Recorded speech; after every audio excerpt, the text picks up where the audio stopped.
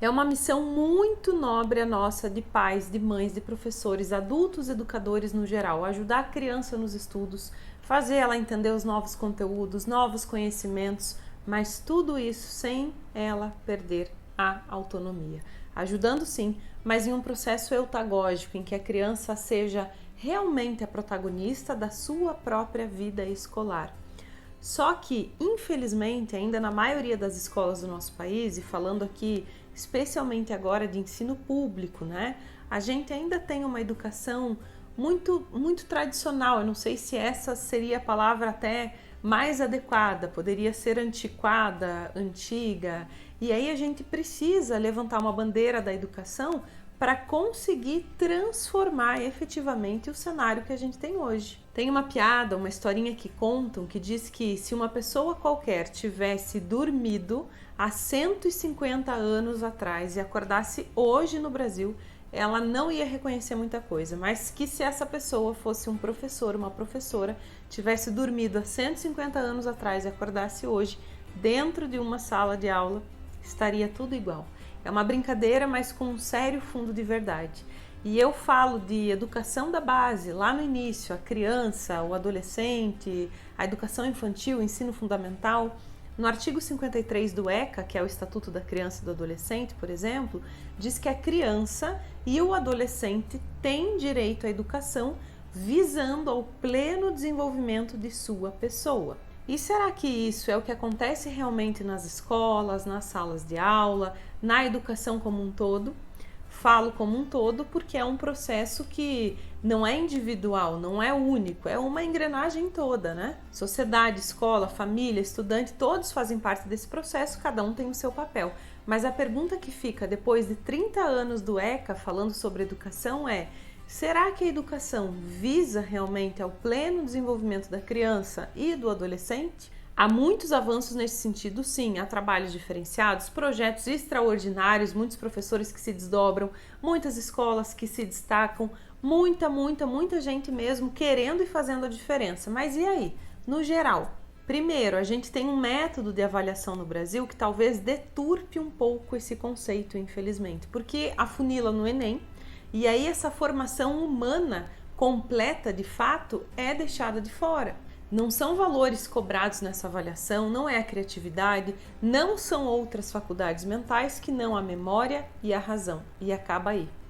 Decorar, memorizar conteúdos é de fato aprender. E segundo, tem a questão da valorização dos professores mesmo. Alfabetizar, por exemplo, é um processo cognitivo tremendo dos dois lados, tanto para a criança quanto para o professor.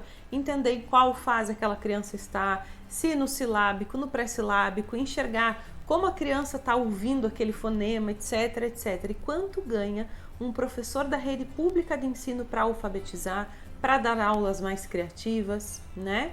É realmente por paixão que um professor trabalha, porque todo mundo passou pela alfabetização por algum professor em algum momento da vida. E o reconhecimento, infelizmente, não vem, na maioria das vezes, na forma de salário. Uma das coisas que a pandemia trouxe para nós até foi isso. Muitas famílias que precisaram estar mais perto dos estudos do filho, da criança, da filha, perceberam o quão nobre é realmente o trabalho, a função, o papel do professor, que dá conta de alfabetizar não uma nem duas, mas 15, 20, 30 crianças ao mesmo tempo na sala de aula. E quanto ganha um professor assim, que é fundamental para todos nós, para formar qualquer profissional? A educação também passa por aí. As habilidades socioemocionais estão cada vez mais em alta, sempre se fala delas, várias escolas trabalham o conceito na prática de forma brilhante, mas eu falo da educação infantil, ensino fundamental 1, 2, especialmente público, sem contar com o fato da pandemia. A educação segregou ainda mais, né? Agora com esse caso da quarentena. Se tem acesso à internet, tem aula. Se não tem, não tem o que fazer, né? O aluno está então sem aula, sem aprender? Será que ele está tendo teleaulas? E se sim, isso está funcionando? Quanto isso custa para a criança, para essa família?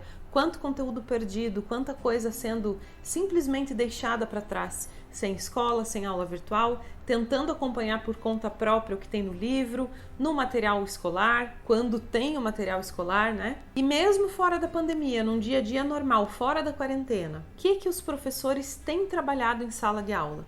Existe o que precisa ser seguido e é super importante, sim, BNCC, mas o professor pode trabalhar as habilidades socioemocionais e valores em sala de aula além disso. Porém, ele dá conta e, repito, muitos profissionais se destacam muito nesse sentido, muitas escolas, mas e de modo geral é assim? Tudo está indo bem? Se tudo estivesse fluindo muito bem nessa questão, o nosso país estaria mais bem posicionado, não estaria com tantos problemas na ordem da educação. E mesmo as matérias básicas, além aí da questão dos valores e das habilidades socioemocionais, como matemática, português, tem problema. Tem estudante que está na faculdade e não sabe fazer uma interpretação de texto adequada, por exemplo. Questão gramatical do português, que é a nossa língua nativa, né? E aí deveria, então, essa pessoa estar escrevendo super bem, passou pelo ensino fundamental, pelo médio, chegou numa faculdade. O problema não está na faculdade, começa lá atrás, lá na base, lá no infantil. A gente identifica essas falhas vendo essas situações, então não dá pra gente repetir uma mesma educação de 150 anos atrás, em que o professor é o único detentor do conhecimento e o aluno é passivo na educação e recebe aquele conteúdo porque isso não está 100%. Se estivesse, o Brasil estava mais bem ranqueado, bem posicionado no PISA, por exemplo, que avalia o desempenho de mais de 600 mil estudantes de 80 países diferentes. O Brasil está entre os 10 piores índices de matemática básica, atrás de 50 países em termos de leitura. Isso é assustador, é triste, e esses dados são de antes da pandemia. E depois, como que vão estar esses números, será? E além, muito além de números, essas crianças, esses adolescentes, como eles vão estar? Cabe a nós hoje, eu, você, mães, pais, professores, fazer alguma coisa para mudar. Ai, a gente está na pandemia, não dá para reabrir as escolas, não dá para fazer muita coisa. Ok, o que dá para fazer de diferente com o que a gente tem hoje nas nossas mãos? Professores, escolas, o que acontece muitas vezes é que a escola replicou o mesmo modelo de sala de aula presencial para dentro do virtual. E aí, se já não era tão agradável no presencial, ficou pior ainda no online, porque aí é mais difícil ainda da criança se interessar, de prestar atenção do começo ao fim da aula, de aprender realmente aquele conteúdo. Por que as aulas de laboratório de educação física são as aulas que os estudantes costumam gostar mais normalmente, né? Porque eles se envolvem, eles participam ativamente daquilo. Essa é a proposta que precisa ser trazida para a escola também. É possível deixar uma aula mais dinâmica, mais criativa, passando trechos de vídeos, por exemplo. É possível estimular a interação entre os alunos nas videoaulas, nas aulas online. Por que o aluno precisa só ficar quieto, ouvindo de uma forma passiva na educação, tanto no presencial quanto no online? É possível também e necessário focar em valores, em habilidades, em formação, não só informação. Então, transformar o decorar conteúdo em entender realmente aquilo, em discutir, conversar, trocar ideia. Quanta coisa se aprende assim? Mães, pais, colaborar para que o ambiente em casa, o ambiente familiar seja agradável, contribuir para que o momento de estudo seja menos cansativo, menos chato, construir uma rotina de estudos adequada, equilibrada para a criança e junto com ela. Cuidar para a criança fazer pausas entre as horas de estudo, não ficar direto estudando, fazendo tarefa de casa sem parar, porque isso é cansativo. A ambientação é super importante também, como que está, como que é o local de estudos do teu filho em casa hoje. E ajude a gerar significado para a criança. Aluno tem que ter entusiasmo para aprender e ele vai ter se ele enxergar sentido no que ele está fazendo, no que ele está aprendendo, por que ele está estudando. Isso gera memória afetiva. E no momento atual, mais do que sempre, isso precisa acontecer. Todo esse nosso apoio, essa nossa ajuda de mãe, de pai, de professor, de incentivar a criança, de fazer ela ver sentido nos estudos, de deixar o processo de estudar como um todo menos chato possível, já que se vive no meio de uma quarentena. E de novo, parênteses, falando de quem tem acesso às aulas online ou teleaulas, né? Dos alunos que estão acompanhando de casa os novos conteúdos, a vida escolar como um todo. Os prejuízos para a saúde com esse isolamento são enormes. Saúde mental afetada, sedentarismo, desvios de comportamento, sono alterado, apetite modificado, é um cenário delicado. Mas nós precisamos trabalhar com isso, trabalhar com o que a gente tem nas nossas mãos agora. Olha só, coisas que valem a pena a gente levar em consideração. Um outro ranking que eu gosto de ver, e esses países sempre são muito falados em questão de educação também, Dinamarca e Finlândia. Primeiro e segundo lugar consecutivamente, ano após ano, como os países mais felizes do mundo. E aí o Brasil, em contrapartida, é o país mais ansioso do mundo todo. O que esses países fazem lá que nós podemos fazer aqui também? Então, se a gente olhar para as escolas da Dinamarca, por exemplo, até a arquitetura da escola é pensada com base na neurociência. Então, a projeção das janelas e das paredes para a luminosidade, a disposição dentro da própria sala de aula. E eu olho para esses países ou para outros modelos de educação para ter inspiração mesmo. A gente precisa se inspirar no que funciona, até porque às vezes a gente está tão acostumado a enxergar alguma coisa só de um jeito, só daquela forma, que nem se dá conta de que pode trocar os óculos, que os óculos que a gente estava usando talvez já tivesse com um grau inadequado para a nossa vista, né? Então, na Dinamarca, desde cedo as crianças têm compreensão das emoções, honestidade emocional. Olha só, A Pequena Sereia é um conto dinamarquês. E o final da história, o final verdadeiro, não é como a gente conhece aqui. Aqui a gente sabe que a Ariel vive feliz com o príncipe dela, né? Mas esse não é o final verdadeiro da história. Tanto essa quanto várias outras histórias foram adaptadas para poupar as crianças de outros lugares do mundo de finais infelizes. Mas esse poupar custa caro muitas vezes. Na história real, a sereia Ariel, que se apaixona por um homem humano, diferente dela, que é sereia, se frustra e se frustra muito, porque não pode se casar com ele. Afinal de contas, ela é uma sereia. E de tanta tristeza e desgosto, o que acontece no final? Ariel vira espuma do mar, que é um final bem diferente do que a gente está acostumado a contar por aqui. E não só aqui no Brasil, viu? Mas na maior parte dos países do mundo, esse e tantos outros finais foram adaptados para aquele final feliz dos contos de fada. Mas olha que legal, que importante é a criança ver que no conto de fadas também acontecem coisas tristes. Faz a criança se preparar para lidar com as tristezas, com as frustrações da vida real. Não é à toa que a Dinamarca é o país mais feliz do mundo, então fica um aprendizado para nós. Outra coisa, lá se investe tempo e energia para prevenir problemas em vez de só pensar nas punições. É outra coisa que esses países fazem. Aqui normalmente a gente pensa no depois, quando já foi, né? Lá existem até como eles chamam, os kits para inquietos nas salas de aula. Então tem bola de apertar, tem elástico. E por que não você pensar em alguma coisa assim na tua casa, se a criança é um pouquinho mais agitada, né? Ter alguma coisa para ela mexer, para espairecer aquela energia toda. Equilíbrio, que é o conceito do Ruga, se lê assim, mas se escreve dessa forma. Então estudar sim, mas não só virar estudante. Ter tempo para tudo, inclusive para ociosidade. Não precisa produzir, virar sempre recreador, professor 24 horas por dia, não. O tédio gera criatividade, então deixa as crianças brincarem mais, não pense em problemas. O Ruga é isso, é um momento em família, de acolhimento, de bem-estar, de simplesmente desfrutar da companhia um do outro. E isso mais do que nunca é necessário. Se reflete diretamente no rendimento escolar da criança, porque acima de tudo, a criança está se sentindo bem. Empatia é outra coisa, tem grande valor e é ensinada nas escolas lá também, não só o conceito, mas especialmente na prática. Para eu ser feliz, o outro precisa estar feliz também.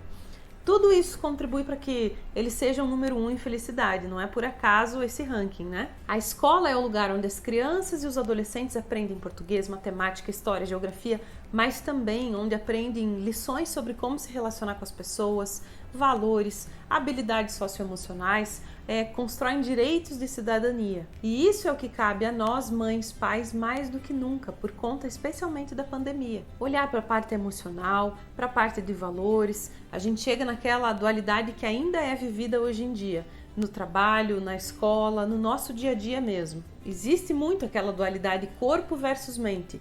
Acontece quase que de forma até imperceptível essa dualidade, prevalecendo o lado físico. Por exemplo, se uma pessoa tem dor na barriga, por exemplo, no joelho, onde for, né? O que ela vai fazer? Ela vai procurar um médico, ela vai tomar remédio, vai se tratar para curar aquela dor.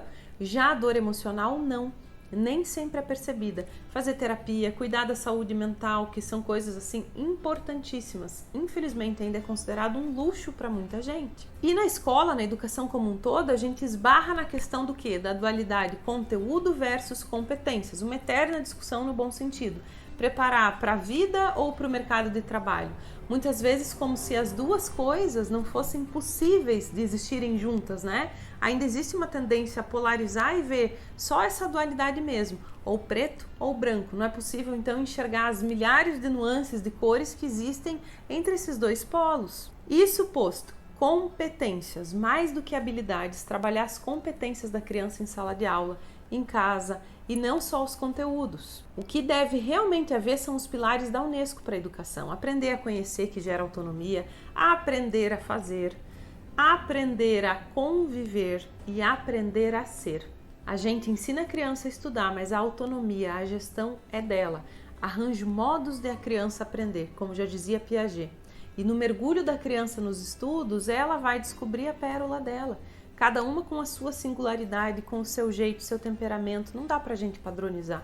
Precisa romper esse cotidiano cristalizado em sala de aula, que não conta com uma polissinfonia de vozes. Precisa romper com a ideia de comparação que a gente tem em casa, de padrões, que sem querer a gente também acaba repetindo no nosso dia a dia. O teu irmão na tua idade já sabia fazer tal coisa. A tua irmã nessa idade tirava só nota boa no boletim, etc, etc. E sabe? A gente não precisa ser assim. A gente precisa relembrar o quanto é lindo ser criança, o quanto é mágico.